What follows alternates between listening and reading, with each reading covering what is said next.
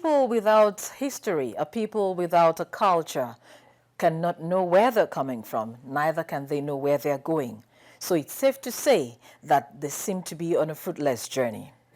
In Nigeria, we are a people with a very rich culture and tradition, diverse culture from different parts of this country, because indeed we are truly blessed. And it's on this note of blessing that I welcome you to another beautiful time on Executive Discourse, coming to you on the network service of the Nigerian Television Authority, the NTA. My name is Ololade Adeniji Adele. Now, as it's a style on this program, I'm sure that, well, to an extent, I have tried to be a bit cultural, reflecting my tradition and my culture by wearing my hair natural. Okay, this is because on this week's episode of Executive Discourse, I'm bringing to you everything cultural, everything traditional, everything to celebrate tourism and to celebrate us as a people. And to this end, I urge you to please join me as we welcome to Executive Discourse. Okay, how do I begin to describe him? Well, really, if you want to describe him, you'll just call him Mr. Nigeria, because he's a man who has been all over the place and he's got his hands everywhere. He is also the Nigerian Mr. Tourism, even though he's no longer in that field. But even with what he's doing presently, he's still promoting tourism through arts and culture. Join me as we welcome Otunba Olusegun Runsewe. He is the Director General of the National Council for Arts and Culture. Uncle Shegun. That's it. That's more like it, right? Exactly. It's good to have you here with us on the show today. Thank you very much, Lolade. After such a long time. Yeah, I know. I know.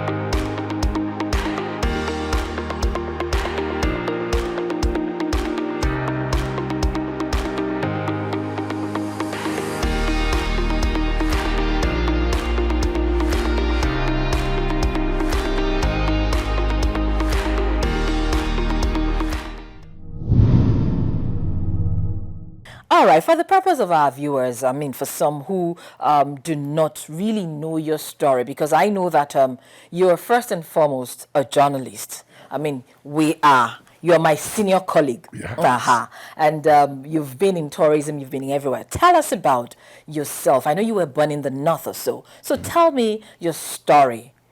I started my career with the New Nigerian newspapers. After the New Nigerian, I had a short stay at the National Theatre, being the head of public relations. Yes. Then, under late Jimmy Ati of the blessed memory. Yeah. Having left there, I set up my own newspaper. Exactly. The National Network newspaper. Yes. In Lagos. In Lagos. I was maybe one of the pioneers of weekend papers. It was very rich then. We had one of the biggest window then, because I had a network with one newspaper in London, Aero newspapers. Okay. Yeah, we collaborated. We worked together. I haven't left there. Then I got appointed at the National Orientation Agency. We were actually the first set of executive directors then. Having left there, I was now appointed the DG of NTDC. DC, Nigerian Tourism Development But I Corporation. must quickly mention this. Please. One of my biggest exposure in life was when the president of Nigeria appointed me the coordinator of Chogon Yes. in 2003. And 3. That was when Nigeria hosted The Commonwealth. the Commonwealth Games. with 56 countries of the world, and I coordinated it. It was a wonderful outing. It was one of my greatest moments. But I need to share this with you. I thought I was just a coordinator. I didn't know that I have to go to the Commonwealth office in London to defend Nigerians' Wow. role of the organizing the event, the event. Commonwealth. Wow. So it was one of my greatest experiences in life. And the then Ambassador Adefuyi, the late in America, Yes. was then the secretary to the Commonwealth Secretary General. He was a special assistant to him. So he now asked me I should come up and meet up with the team from the Commonwealth. The next thing they asked me, how prepared is Nigeria? I never had that before. I didn't even know where to start from. But I must also thank NTA today. Wow. That was our saving grace. NTA saved this country. Then Peter Eagle. was the executive director of programs. He gave us 3 OB vans. So when the Commonwealth Committee came here to inspect our project, they were amused that what Nigeria you has had a on lot ground. of all of this on ground. It was one of my pride moments. So I haven't finished with the Commonwealth. Did fairly well, I'll put it. Chogum. Yeah, Chogum. The presidency was very impressed. It was after then I was now appointed DG NTDC. TDC. Not only that, I will be the first chief executive in office given a national honor, OON, ON. Fantastic. for doing a brilliant job, for promoting Nigerian, for making sure that Commonwealth saw a different and really well-packaged Nigeria. Fantastic. The Queen of England visited Nigeria last in 1965. Her second calling was in that at Chogum. 2003. Yes. And she made a comment. Okay. She said, this is truly the Nigerian we love. And we're all very pleased and happy for that comment. And also, I think I'm very lucky being the first Nigerian to have aided tourism and also aiding culture. In fact, these 2 portfolios Gives me a better perception. So when I talk about Nigeria, I'm talking from the position of strength. I'm talking from what I know with some level of authority. I've been able to see both sides. And I could speak for this country that a lot of people misunderstand what we represent. Now we are telling our stories, making a difference from what others have been thinking. of us. Okay, I was going to ask you about Chogum before you actually went into it, but it's a good thing you have done that. I'm looking at it and I'm not wrong with the way you have described Chogum because it was one of the biggest things to have happened to Nigeria. That experience that you gained at Chogum, both nationally and internationally, and now looking at your background, how well or otherwise has it prepared you, not just on the scale of Nigeria, but outside of the shores? How well have you been prepared? Well, Olade, thank you very much. I think there's one aspect we didn't discuss. Okay. As of today, I am the president of the World Craft Council, African region. And Chogum gave me a better insight to get in that office. Also, I must tell you, if anyone has an opportunity for him to go and deliver a message on behalf of the President of the Federal Republic, it's one of the biggest honor one can ever have. I had that opportunity before Chogon. I visited 5 countries to understudy how they manage and prepared for Chogon. Okay, they had hosted Yeah, they Chogon have before. hosted. It was one of my greatest moments. You asked, how did he prepare me?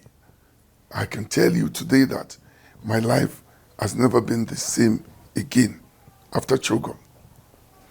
You can imagine me at that young age going to speak on behalf of Nigeria to over 52 countries at the Commonwealth Office in London. And I stood before them.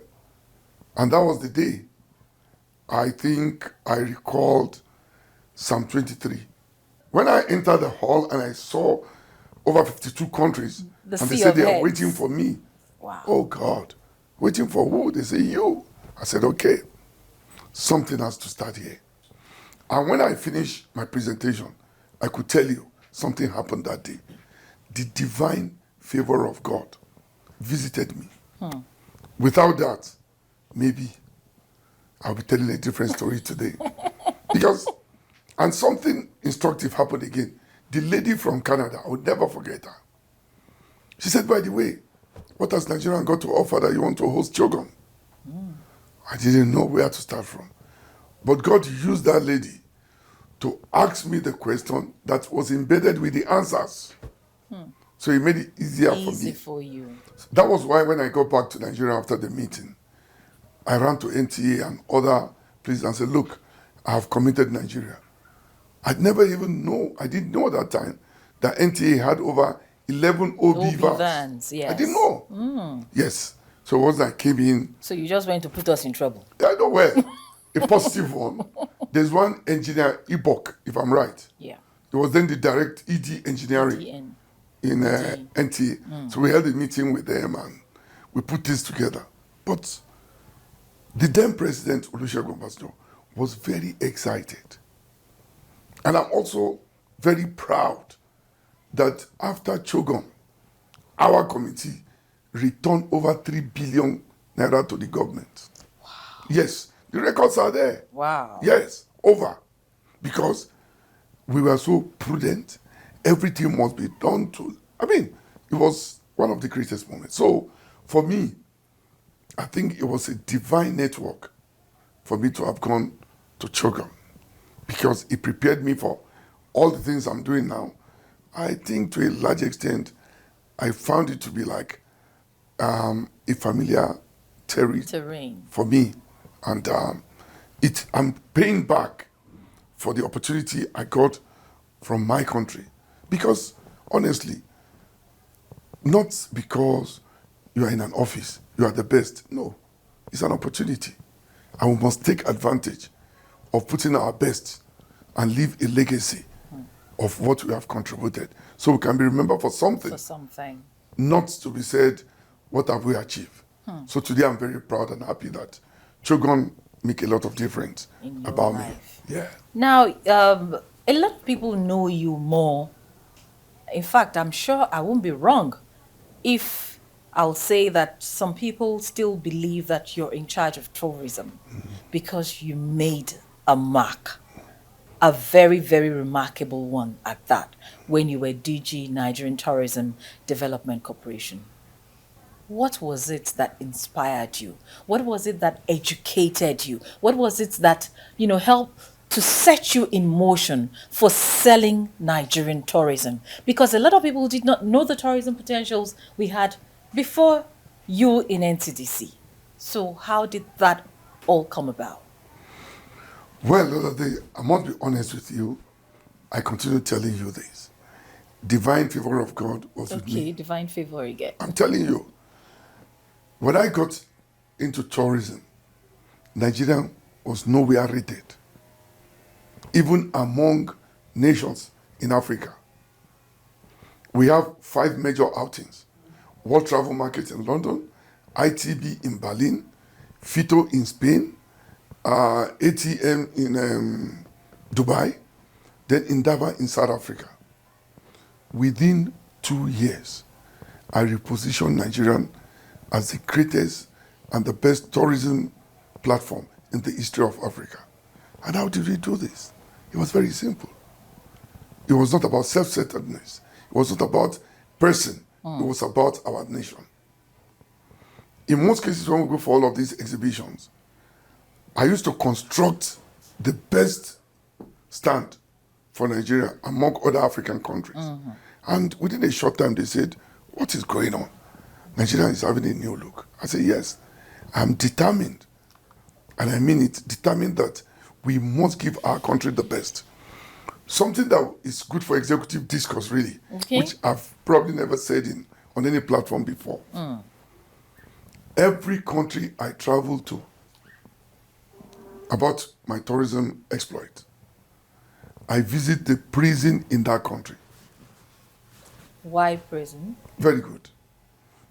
It's the disconnection we don't understand.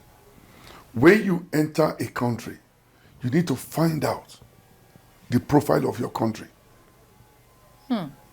When you enter another country, you need to find out the profile of your own country. Absolutely. And I discovered something that most Nigerians don't know, that I have said it one or two occasions.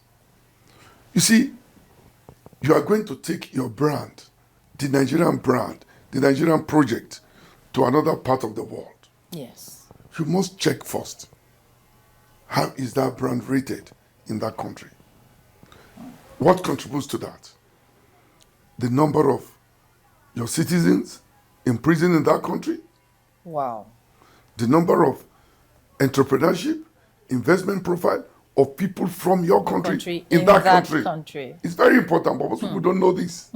So the idea of building a great nation must start from the roots. From the roots. And so that was your focus when you got into NTDC. Yes, I really worked on that. And Nigerians benefited a lot. All we need to do, come together, agree on some of these things. Our cultural belief, our cultural understanding is to build a united and a strong country. Yes. So, for me, I'm so happy that your program is coming at the right time. Our history cannot be taken for granted. Definitely not. It must not be taken for granted. Yes. And, well, still before we go into culture, because I know that there is so much that you have to share with us about this office you're holding presently. One thing I also recall with nostalgia was when you were on the committee for the Abuja Carnival. And I don't think we have seen such a carnival ever again in Nigeria, not just about the Abuja Carnival. What is this Midas touch, Uncle Shegun? Well, thank you very much, Lolade. Let me just put some views on ground. You see, this is a very rich platform, executive discourse. Thank you. A lot of people will get to know more about some things. Abuja Carnival was a carnival that former governor of Cross River, Donald Duke, former Minister of Culture and Tourism, Ambassador Gwewu, former GM of National Theatre, now Professor Yerima, we went to Trinidad and Tobago with the then president of Nigeria to understudy their carnivals. Yes, there. people did not understand what happened. They just rushed into decisions. When we were in Trinidad, I did something that is very big secret for this country. President Obasanjo took somebody with him, but he didn't know what I did behind the scene. When we were in Trinidad, I went to understudy the local people. Of Trinidad and Tobago? Yes, and their carnival. Okay. Yeah, because they have something they call the Emancipation Day. And again, the first carnival in the whole world was in Trinidad in 1864, followed by Brazilian Carnival.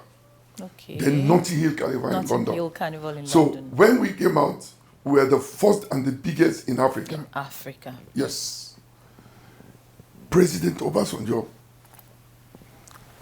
knew that we had to run Abuja Carnival for 5 years. Listen to this very well. Okay. Abuja Carnival was supposed to be for 5 years. Only. We use it to develop as a brand and domicile into states. Up until this time, most people don't know what happened. Everybody started jumping, they want to do carnival. Everybody wants to do carnival. Carnival is not a child's play. Carnival is a big business. People are only looking at the dancing aspect. No. Look, there are over 5 carnival consulting firms in London. Ambassador Gwewu contacted one of them. When those companies came to Nigeria, I proved to them that I, a Nigerian citizen, knows more that they are talking about.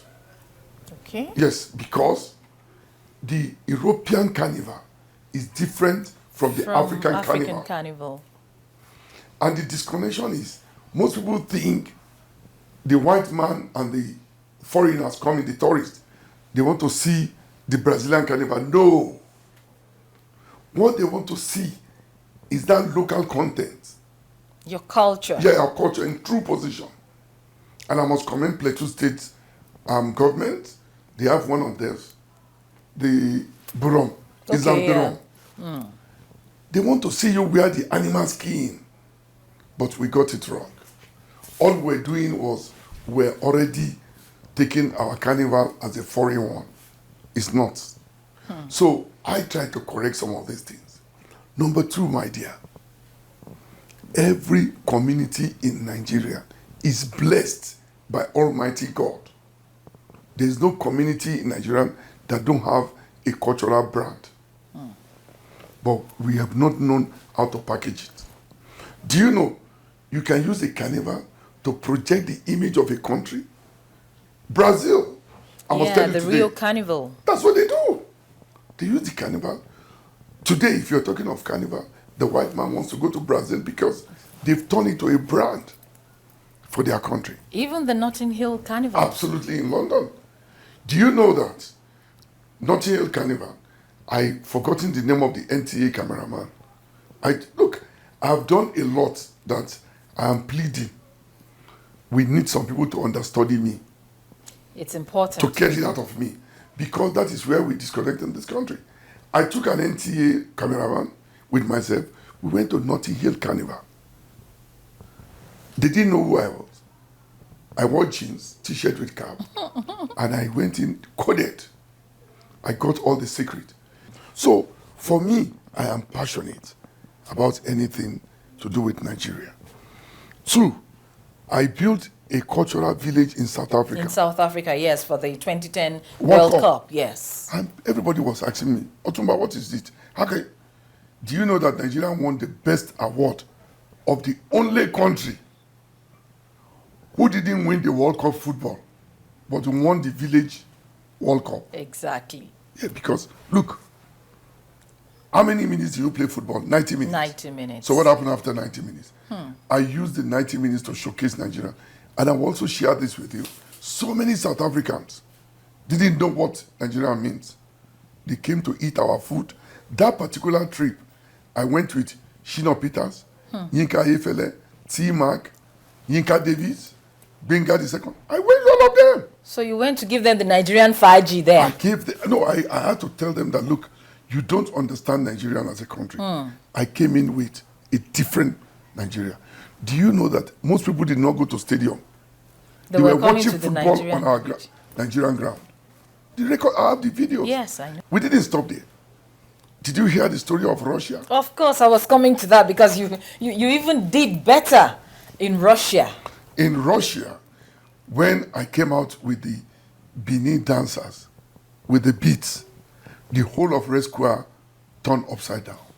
They were asking questions. Who are these people? Who are these? Oh, these are the great Nigerians. Probably you don't know. You only know some aspect of us, which is unfortunate. Some few characters are portraying us. Look, there are greater and great people of this great country who are just keeping it cool. But we need to change our strategy. We need to speak for ourselves. We need to change that narrative. Yeah, narrative must be changed. So every opportunity I have, Nigeria must be projected. And that was what you did with the Abuja Carnival, and Yes. you did it so well. When you were talking earlier about the Abuja Carnival, it was meant to be disseminated to the states. Yeah. And the situation in Nigeria today, I think maybe the Calabar Carnival and perhaps the Lagos Carnival before COVID came are perhaps the only really existent carnivals. For some time, the Argungu Festival was not taking place, but I know we had one even just before COVID. And I'm wondering, because you're in a place now where it's all about our cultures, our traditions, and being able to exploit and export these cultures and traditions. How do we begin to get every part of this country to key into the dream you have brought from NCTC into the National National Council for Arts and Culture? You see, I must tell you this again. Culture and tourism are 5 and 6. Yeah, they're interwoven. You can't separate them. In fact, let me correct an impression today. Tourism is only about marketing and promotion of culture. What do you want to market? What are you promoting? Is the cultural content, Exactly. the brand, and the brand identity, which comes up from the culture. Culture is the biggest asset no one can joke with. If you go to the airport now and you are checking in, they will tell you to remove your cap, remove your shoe, remove your jacket, but nobody ever asks to remove your culture. Culture is embedded It's embedded in in you. who you are. Culture is the only instrument that can speak for you even when you're not there. But the danger of culture is you must enlighten, educate, and reawaken the consciousness of your people of the dangers of not allowing culture to be the hallmark of what we are doing. So, for me, I agree with you totally. We need to find either a national technical committee to set different community what they can do. Yes. Carnivals are also in 3 spheres. Okay. There's the state carnival, community carnival, and the national carnival. People have not understand this. There are some carnivals, their benefit is to the community. Some to the state. Others, it's a national one. National. Where you want to showcase what you have to the whole world. So I want to believe that with the strategy my office is putting in place now, because NAFES is the festival that unites the The nation. whole of Nigeria. Yes. Yes. It started way back in 1970 after the Civil War. And then our leaders met and said, what can unite us? What can reorganize us? What can put us together? And they said 2 products, culture and sports. Yes, that's why you have the National Sports Festival. and Yeah. the National Festival for of Arts and Culture. Thank you.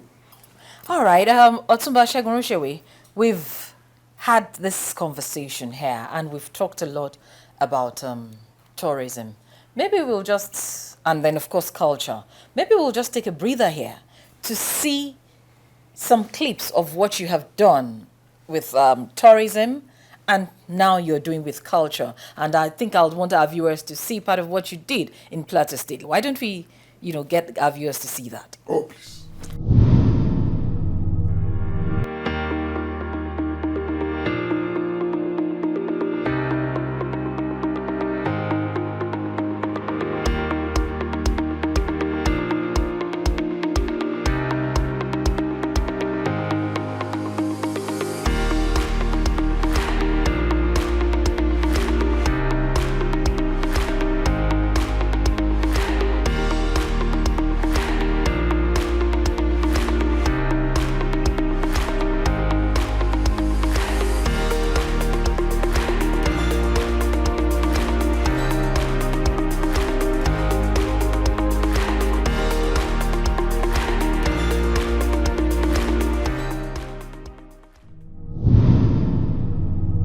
Glad to have you back here with us. The program is still Executive Discourse, coming to you on the network service of the Nigerian Television Authority, the NTA. And here with me, seated, enjoying the discussion, the conversation, I'm very sure, he's the Director General, National Council for Arts and Culture, Otunba Runsewe.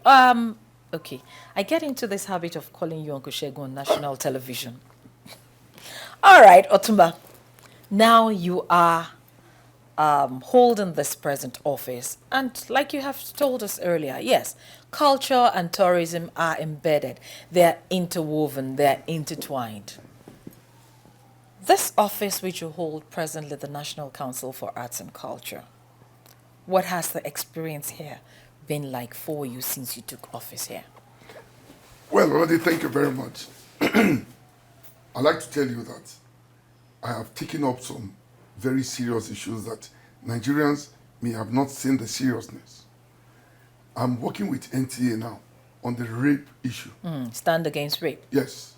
Now, it may interest you to know that as at 2 years ago, rape in Nigeria is a pandemic bigger than COVID-19 pandemic. It was almost on a daily basis, which we need to address. So, culturally, I had to take it up.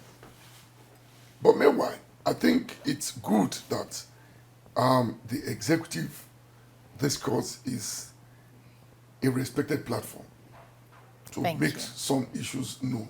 Please do. Do you know that one character called Bobrisky then, who turned Nigerian to become like, it's now free for all. You see, some people didn't understand me initially. If you want to practice anything like that, do it in the confine of your house. No problem. And not celebrate it in the public space. No, that's my problem. That's my issue. But something happened that is very interesting. A professor in a renowned institution in Nigeria challenged me. Otunba, why are you disturbing this young lady? I said, excuse me. Please correct yourself first. Young man. Young man, first. He didn't understand. He now said, I said, okay, fine. You know what will happen? Can we say a word of prayers, me and you, that God will allow you all your children? He said, no. Oh. You see, there's a bad attitude. Oh. Yorubas have a saying, it's good to see a mad person and laugh, but you don't pray for that person, to be your own, member of your family. of a family. What is going on in our country? Look, this is how Yahoo started.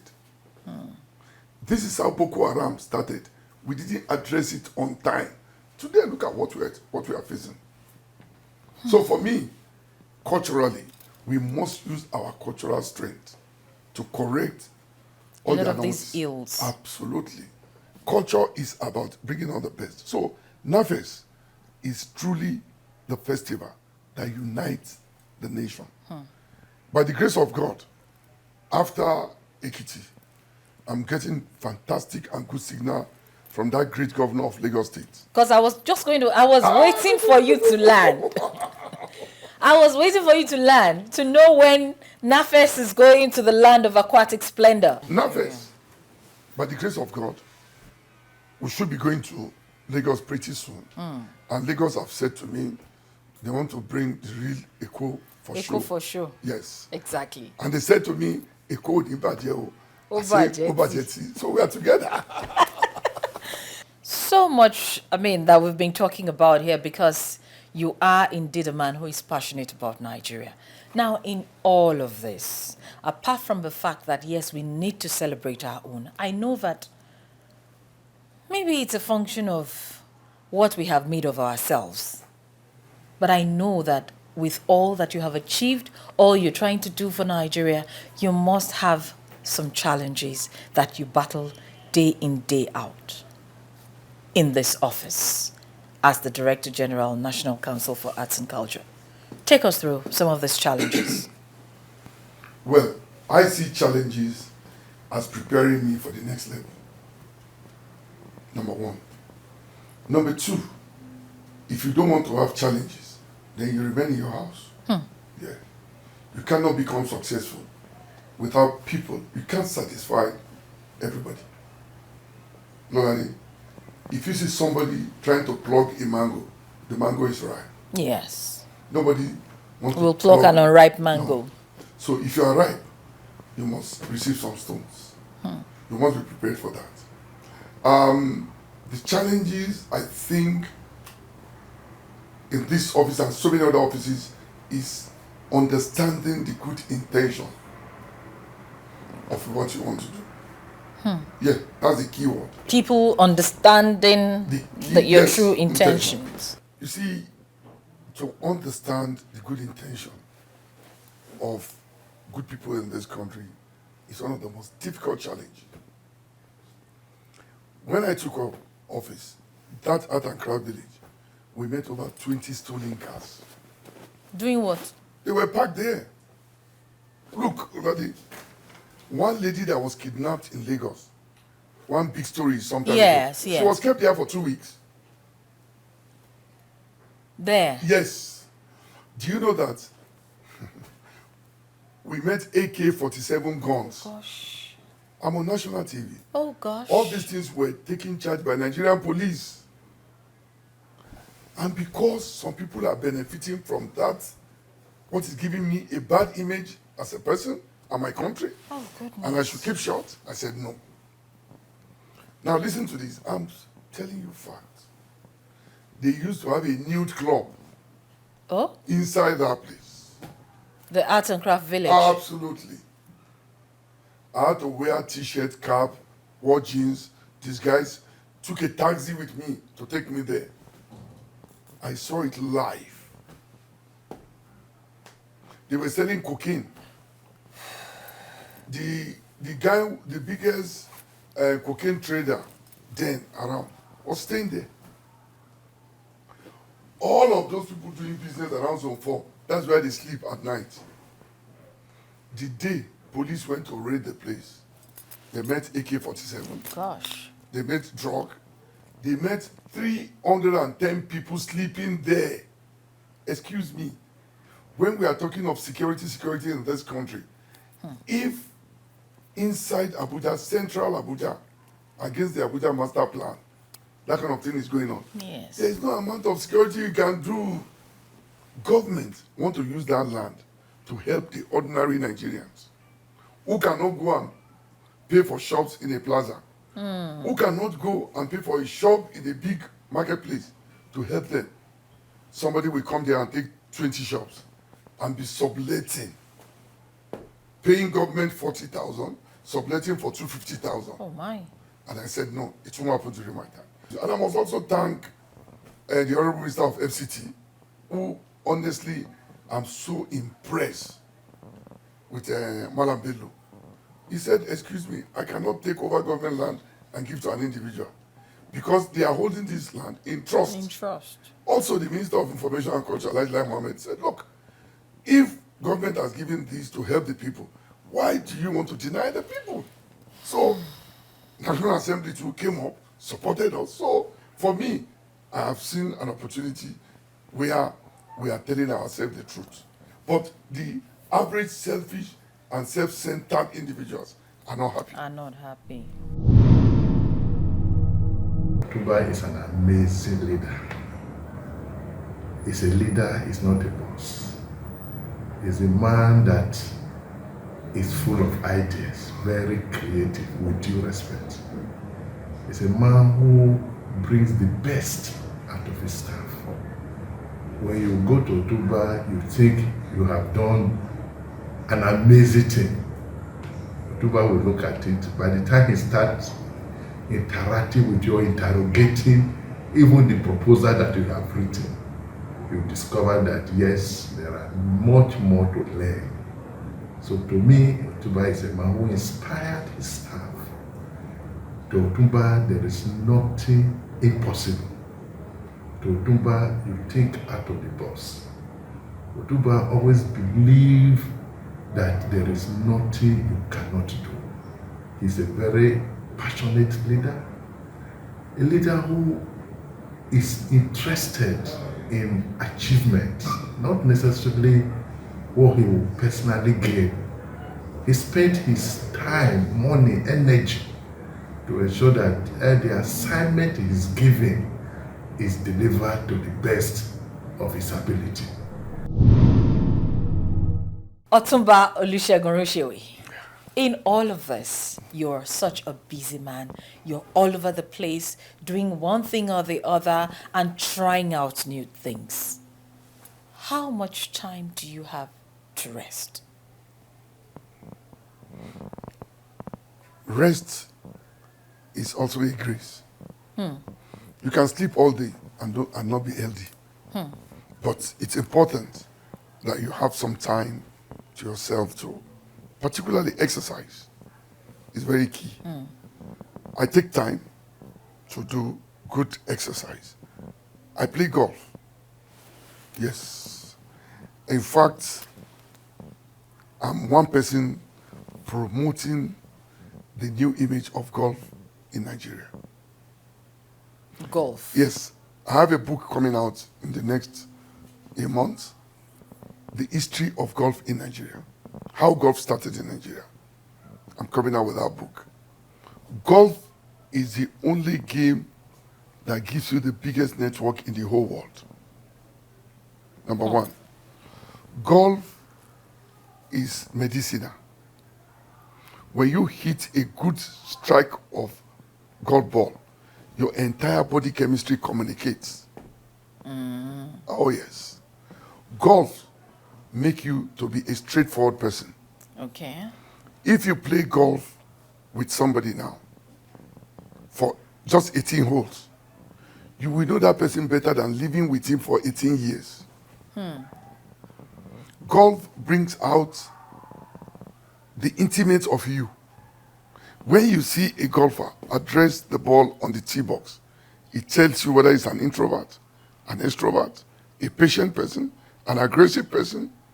The way he moves on the course tells you who he is. Not only that, I think I started using tie and dye to play golf. Since the last 2 years, I use only tie and dye to play golf. You wear only tie and Yes, dye yeah. in promoting our culture. Absolutely. And they know me with it. Anywhere they see me, anywhere I go to, that's what I use. By the way, there are over 4 million golfers in Nigeria. If all of us have to be buying the foreign material, we're not helping our tailors. But with the new thing I've done now, a lot of our tailors are now getting used to it. And Nigerians are getting used to using. And anyway, our fabrics are comfortable. In fact, not only that, Loladi, our fabrics are cheaper, better, and they last longer. Longer. How much time do you have for the family? Let me also tell you today, there is no successful man on earth that can give the family 100% attention. Yes, I know that. The only thing you do is create time for the family and time for work. But however, make sure wherever you are in touch with your own front. Above all, not all of us are lucky to have good wives. Some of us just have women at home. If you are lucky you have a good wife and you play golf, then your joy is double. Is popularly known to us as Olusegun Runsewe, alias Olukupi, alias Audu Dankanu, and so many aliases because he's a socialite, he's an athlete, an orator, a mover of youth. Olu was everything during our growing days. He is never tired. And when God, in His infinite mercy, projected him to the level he is now, he never forgot all those friends. He looks at anything positive and tries to attain that without jealousy. When he was appointed National Orientation Agency, he excelled in that and later moved to this tourism thing and projected Nigerian name in the whole world. In fact, before the onset of Otunba in this tourism ministry department, nobody knew about any tourism in Nigeria. But he brought it, popularized it, and make it great that the world want to see Nigerian culture. Otunba is a jolly good fellow, full of life. Right from time He's a very, very loyal friend, and he can do anything for anybody. Otunba is an achiever. He started from a very humble beginning, like many people. You know, he went to craft school. He came back, then he went into estate. He was an estate officer when I knew him in New Nigeria. But Otunba, you know, is a child of destiny. He has always been destined to be a great person. Even when he was holding those junior positions, he was never regarded as a junior person because he could reach out to anybody. You know, there's the normal intelligence and the social intelligence. His social intelligence is at the very top. He reminds me of myself. He's restless, always wanting to achieve, and he does achieve a lot, full of energy, and somehow he's someone I admire. He's that kind of person. He wants to be different, and he wants to achieve excellence. He's a younger person to me, and but we relate a lot as friends, not just as a senior brother, because he has that tendency, special knack for respect. He's a great guy. One of the things that many people do not know about him is the fact that he's a very, very generous person. Most times you'll be amazed that every time you're sitting with him and a phone call comes, someone needs something, and before you know it, even if he doesn't have, he'll call someone to say, look, I need so and so, and he'll send to somebody. So he's that kind of person. Many times you find that people describe some organizations as bad because, and when you talk to the chief executive, they tell you, well, they didn't give us money and we didn't do, so what can we do? But not to Runsewe. He will, every day he's coming up with something new. Every day he's reinventing himself and his organization. And you'll be amazed, where does the money come from? It's because he also has creative ways of generating revenue to ensure that his dreams for his department, for his organization, are fulfilled.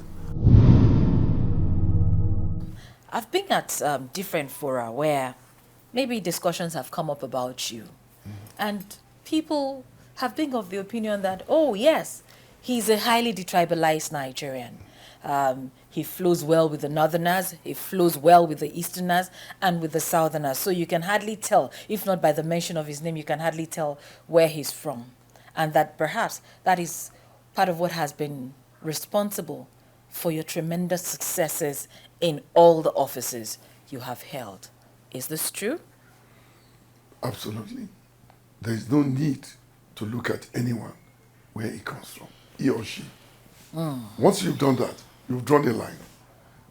The sincerity of purpose you're supposed to establish is gone.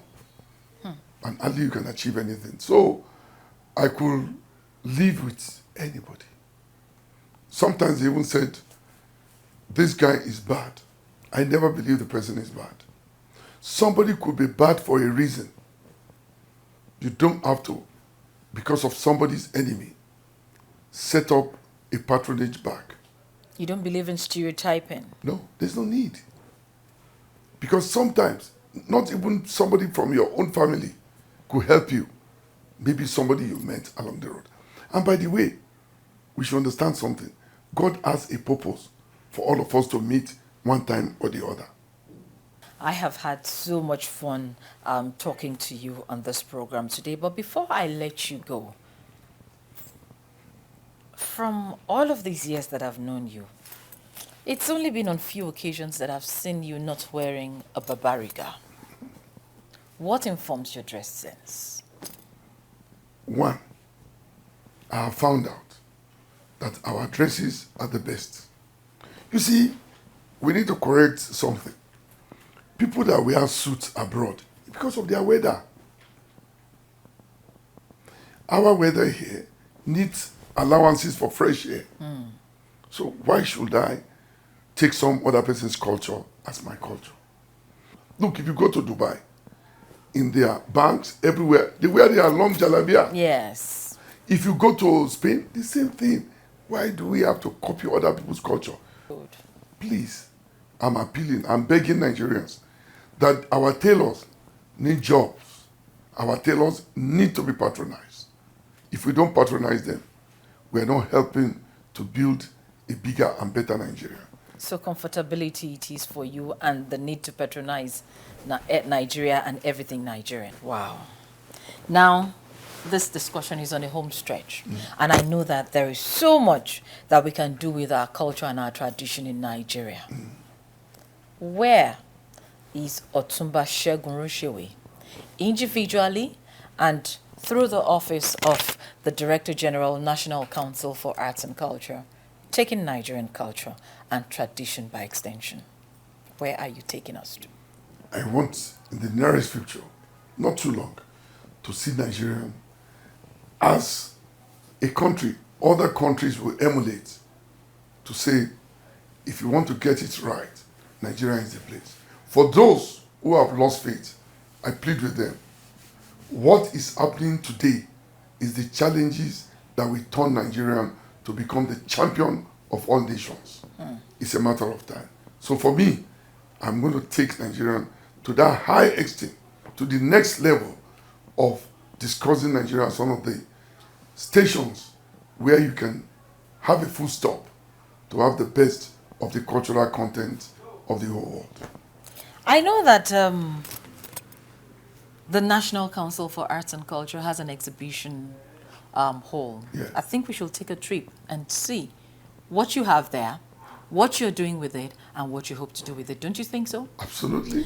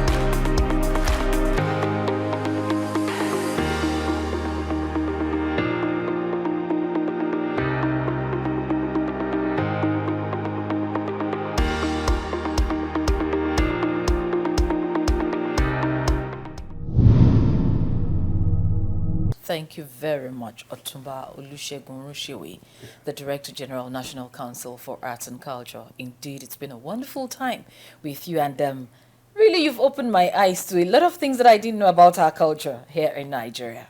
Thank you for being on Executive Discuss. Thank you very much. I also like to say this to you. Oil is good, but culture and tourism is better. Because oil is exhaustible, but culture and tourism is inexhaustible. Nigerians must key to the next level of thinking beyond oil. Thinking beyond oil, culture is inexhaustible. I believe that's just the way to wrap up this conversation, this discussion today with the Director General, National Council for Arts and Culture on Executive Discuss. Of course, I have been speaking with Otunba Olusegun Runsewe. I do hope you've had a wonderful time with us, and it's important that in our very own little spaces, yes, we ensure that we promote our culture, our tradition, right from childhood, so that we would not be a lost generation, we won't be a lost country, because like I said at the beginning of the show, a people who lack history, who lack culture, are indeed a lost people. Let's do this again same time next week. I remain Ololade Adeniji Adele. God bless Nigeria.